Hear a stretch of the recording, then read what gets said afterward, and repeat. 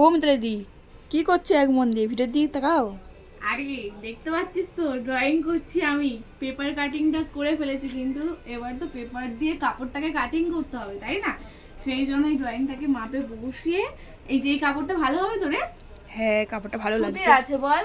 হুম। এই সুতির দিয়ে কাপড় দিয়ে একদম নতুনই কাপড়টা, আমি একবার পরেছিলাম জানিস তো বিয়ের পরে। হুম। এই কাপড়টা একদম নতুনই। তো ভাবলাম মিঠাইয়ের জন্য এই গরমের সময় 2-3টে ফ্রক বানিয়ে দেবো। দুটো হয়ে যাবে বল একটা কাপড়ে? হ্যাঁ 12 হাত কাপড় দুটো হয়ে যাবে না? হ্যাঁ মিঠাইয়ের তো 3টেও হতে পারে।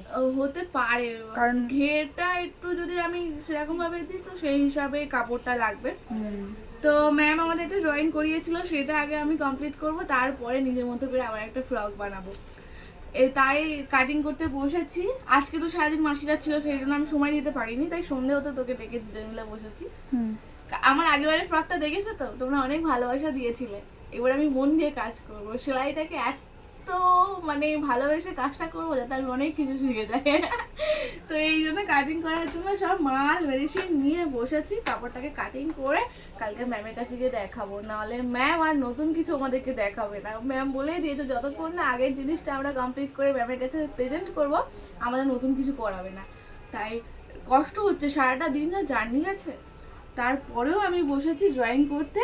কাটিং করব কাপড়টাকে কালকে, কারণ সময় হবে না। সকাল 10টার মধ্যে আমাদের ক্লাসে যেতে হবে, ঘরে অনেক কাজ থাকে, মিঠাইকে সামলে আবার নিয়েও যেতে হবে। তো আগেরবারে যেমন ভালোবাসা দিয়েছিলে, এবারে এত ভালোবাসা দাও যাতে আমি আশীর্বাদে তোমাদের ভালোবাসায় আরো সুন্দর সুন্দর জিনিস তৈরি করতে পারি। হ্যাঁ তাই তো? হ্যাঁ একদম চল দুজন মিলে করেই ফেলি। ঠিক আছে। তোকে একটু দেখাই, দাঁড়া ভিডিওটা বন্ধ না করে